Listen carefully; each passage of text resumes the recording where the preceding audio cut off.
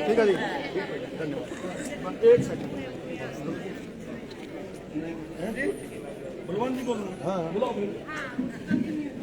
हमारे बीच से बहुत जुझारू युवा किसान नेता साथी बलवान पूनिया और पूनिया साहब के साथ जो टीम आई है वो भी यहाँ आ जाए, क्योंकि उनको भी हम यहाँ सम्मानित करेंगे। तो मैं पहले हम बलवान पूनिया को पगड़ी भेंट करेंगे, जो भादरा के विधायक हैं, जुझारू किसान नेता हैं, और उनके साथियों को सम्मानित करेंगे। उसके बाद साथी बलवान पूनिया अपना वक्तव्य देंगे। जुझारू किसान नेता है जो राजस्थान की विधानसभा में मोदी को ललकार करके एकमात्र विधायक है जो 4,500 एमएलए में से विधानसभा में ललकारते हैं, उसका नाम है भाई बलवान सिंह पूनिया। आपके बीच में मैं प्रार्थना करूंगा नंबरदार बलवीर सिंह से, सुरजबान जी से, मंत्री हमारे कंवर सिंह जी से और सतवीर सिंह खटकर से, भाई सतीश से, भाई राम कुमार पहलवान से, राजकुमार जी, सतवीर जी, सुबह सिंह जी माला अर्पण करके पहले सम्मानित करेंगे। माला डालेंगे सारे साथी, सुपर जी सारे माला डालो।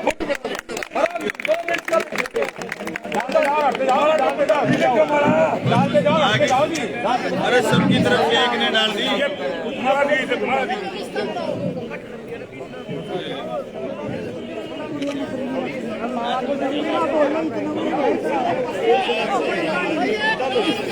तो सब पगड़ी ले जाओ ना, आओ जाओ, पगड़ी पगड़ी पगड़ी दे दो, पगड़ी दो, माला एक के डाल दो, आने में खुश हो जाएगा।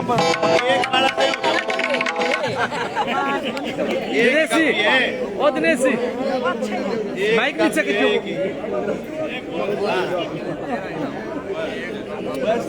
माइक नीचे करो जो नंबरदार जी। दिनेशी, ओ दिनेशी ये है ना, इस साइड से एक बार खाली करो देखो। सतवीर सिंह आप थोड़ा 1 मिनट का लेता प्लीज प्लीज। नंबरदार जी आप आ जाओ इधर।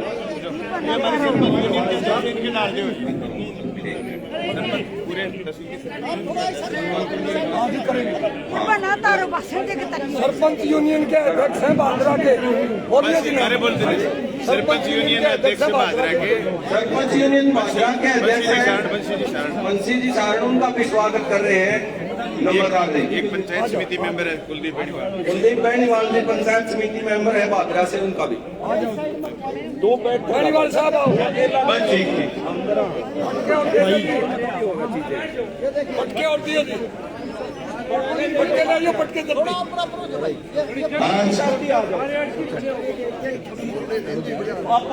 शुभ किसान मोर्चा और अखिल भारतीय किसान सभा के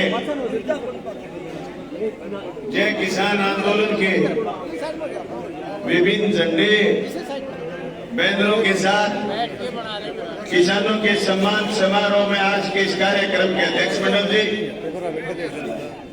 मेरे सामने बैठे तमाम किसान नौजवान साथियों, माता और बहनों और हमारे किसान सभा के पूर्व राष्ट्रीय अध्यक्ष साथी अमराराम जी, मेरे साथ आए तमाम साथीगण, साथियों, आपने जो कार्यक्रम रखा है आंदोलन में अगवा रहने वाले लोगों का और जो लोग आंदोलन में चोटिल हुए, घायल हुए, उनके साथ कंधे से कंधा मिलाकर के खड़े रहने का और उनके सम्मान का कार्यक्रम, हमें इस कार्यक्रम में आपने बुलाया। इस बात के लिए एक बात तो फिर मैं तमाम किसान नौजवान साथियों का धन्यवाद करना चाहता हूं और भादरा की जनता की तरफ से आपको बधाई और शुभकामना देना चाहता हूं कि 2017 में जब आपने अखिल भारतीय किसान सभा के राष्ट्रीय सम्मेलन के समय रैली करी थी तो मेरे इलाके से बहुत बड़ी संख्या में किसान साथी आए थे। साथियों, मैं एक बधाई और शुभकामना ये भी देना चाहता हूं कि देश में जो आंदोलन चला मोदी जी के काले कानूनों के खिलाफ, उस आंदोलन में जिस तरीके से हरियाणा के साथियों ने अखिल भारतीय किसान सभा से लेकर के तमाम किसान संगठनों ने, माता और बहनों ने जो मजबूती से हाजिरी लगाई, उससे एक बार फिर देश के किसान का सम्मान और गौरव ऊंचा हुआ। मोदी जी की सरकार को ये बात सोचनी पड़ी कि ये किसान घर नहीं जाएंगे। झांसी की रानी की तरह संघर्ष महिलाओं ने लड़ा। एक एक टोल पर हम फोटोएं वीडियो देखते थे, हजारों हजार महिलाएं किसान के साथ कंधे से कंधा मिलाकर के खड़ी हुई। आप क्यों समझते हैं कि मोदी जी यूपी के चुनाव की वजह से पीछे हटे? ये बात सही नहीं है। ये आपके संघर्ष, आपकी कुर्बानी, आपकी ताकत, आपके हौसले, आपके जज्बात की वजह से मोदी की सरकार वापस हटी है। तो चुनाव में तो आज भी हजारों हथकंडे अपना रहे हैं। वो अभी भी कह रहे हैं कि हम 350 लेंगे। वो सारे उल्टे सीधे काम करने के लिए आमादा हैं। लेकिन देश में पहले बार 7 साल के उनके शासन में जो सरकार को रोल बैक करने का, वापस करने का, सरकार को हतोत्साहित करने का काम अगर किसी ने करा है तो किसानों ने करा है। और किसानों की यह ताकत थी कि बॉर्डरों पर ये संकल्प लेकर के बैठे कि जब तक मोदी जी की सरकार को हम ध्वस्त नहीं कर देंगे, उसके सारी नीतियों को ध्वस्त नहीं कर देंगे, जो किसान विरोधी कदम उठाए, तब तक घर वापिस नहीं जाएंगे। इस संकल्प से मोदी की सरकार आ रही है। मोदी जी ने सिर्फ 3 काले कानून लेकर के आ रहे। मोदी जी ने देश के सारे, जिसको देश बोलते हैं, जो पूर्व से लेकर पश्चिम तक, उत्तर से लेकर दक्षिण तक जो देश बना, सड़क से लेकर के हवाई जहाज तक, गाड़ी से लेकर मोटर गाड़ी से लेकर के रेल तक, उद्योग से लेकर के देश के कल कारखाने तक, जो 70 साल में देश बना, उस देश को बेचने का काम मोदी जी कर रहे। ये तो धन्य है देश का अन्नदाता और देश का किसान, जिसने मोदी की नीति को न सिर्फ नकारा बल्कि उसको पलटने का काम करा है। इस चुनौती के साथ कि दुश्मन फिर हमला करने के लिए आएगा, हम फिर मुकाबले के लिए तैयार रहेंगे। साथियों, मैं आपको कहना चाहता हूं, नरेंद्र तोमर तो बयान बाद में दे रहा कि हम वापिस आएंगे, एक कदम पीछे हटे, बल्कि संयुक्त किसान मोर्चा ने और तमाम पढ़े लिखे लोगों ने कह दिया था कि ये फिर पलट करके आएंगे, दूसरे नियम के साथ आएंगे, हमारे जल जंगल जमीन अदानी और अंबानी को लुटाएंगे। पग पग पर लड़ना पड़ेगा, पल पल लड़ना पड़ेगा, हर पल लड़ना पड़ेगा, जागरूक लेकर के लड़ना पड़ेगा। मैं तमाम नौजवान साथियों से कहना चाहता हूं, ये तो आजादी की लड़ाई लड़े हुए लोग थे, जिन्होंने आजादी की लड़ाई को देखा, जिन्होंने जीवन में मुफलसी देखी, जिन्होंने जीवन में तोमत देखी। वो नस्लें जिंदा थी, लड़ाई के मैदान में आगे खड़ी रही। हमारी माता और बहनें 70, 70, 80 साल की संघर्ष के मैदान में रही, जिन्होंने मुफलसी के दौर देखे। आज के नौजवान के सामने एक गंभीर चुनौती है, उसको इन संघर्षों से सीखते हुए फिर मुकाबले के लिए तैयार रहना होगा, इस जज्बात के साथ कि लड़ेंगे और जीतेंगे। दोस्तों, हरियाणा ने जो अनुशासन दिखाया, वो अनुशासन देखने वाला था।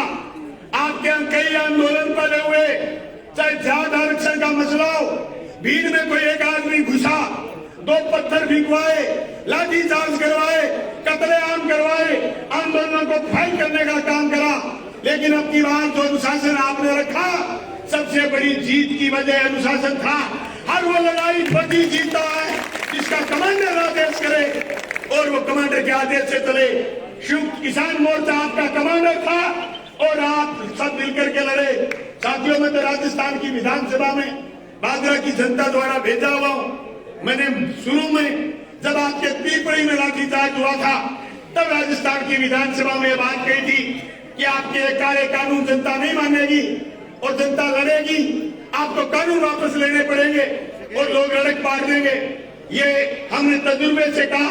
रावड़ा गरसाना के संघर्ष में हमने देखा, कामरेड अमराराम बैठे 2005 में बिजली के आंदोलन में सिर्फ 15 लाख ट्यूबवेल के कनेक्शन के किसान खड़े हुए, ट्यूबवेल की बढ़ी हुई बिजली वापस करवाई। आज हम आपके पड़ोस में रहते हैं, जो आप अगला नारा देने वाले हैं इस सम्मेलन में कि हम मुआवजा देंगे, बीमा करा देंगे। हमने फसल बीमा की लड़ाई को मजबूती से लड़ा है और जीता है। आपके यहाँ से 20 किलोमीटर बाद मेरी कॉन्स्टिट्यूंसी शुरू होती है, वहां किसानों के 1000 करोड़ रुपया बीमा क्लेम पिछले 2 साल में 2.5 साल में उनके खाते में आया। तो लड़ाई हम लगातार 8 साल से लड़ रहे। राजगढ़ और तारानगर का किसान जिसकी खेती बर्बाद हुई, शुरू में 2012 में खड़ा हुआ था, 2012 से लेकर के अब तक हमने संघर्ष को इतना विकसित करा कि हमारे हर किसान के खाते में, किसान की केसीसी में जो एग्री किसान बीमा करवाता उसके खाते में पैसे आते। बीमा कंपनी को नींबू की तरह निचोड़ करके पैसे ले रहे। बीमा कंपनी के पेट में दर्द हो रहा कि एक तहसील में 1000 करोड़ उसने कैमरे लगाए, ड्रोन कैमरे लगाए, लेकिन समय पर क्रॉप कटिंग करवाई, बीमा क्लेम समय पर आया, समय पर नहीं गए तो किसान लड़ने के लिए तैयार बैठा। मैं आप साथियों से निवेदन करना चाहता हूं, ये कंटिन्यूटी 2012 से लेकर के 2022 तक की कंटिन्यूटी लगातार ये संघर्ष ही है जो किसान को बचा सकता है। बिजली का किसान आज भी मजबूती के साथ लड़ता है, रावड़ा गढ़साना का किसान आज भी मजबूती के साथ लड़ता है। मैं उम्मीद करूंगा कि जो लड़ाई आपने सिवानी से शुरू करी थी, किसान को मुआवजा दिला था, उस संघर्ष को आप पूरे हरियाणा में मजबूत करेंगे, लड़ाई और संघर्षों को मजबूत करने का काम करेंगे। आपका पड़ोसी होने के नाते आप जब भी याद करोगे हम आपके बीच आएंगे। हम काले कानूनों के खिलाफ भी लड़े हैं, हम पानी बिजली के लिए भी लड़े हैं, हम फसल बीमा क्लेम के लिए भी लड़े हैं, हम सदन के भीतर और सदन के बाहर भी लड़े हैं। आप लोग भी मजबूती से लड़ेंगे, ये बधाई और शुभकामना देने के लिए आपके बीच आया था। आपने बुलाया, आपका बहुत बहुत धन्यवाद, शुक्रिया।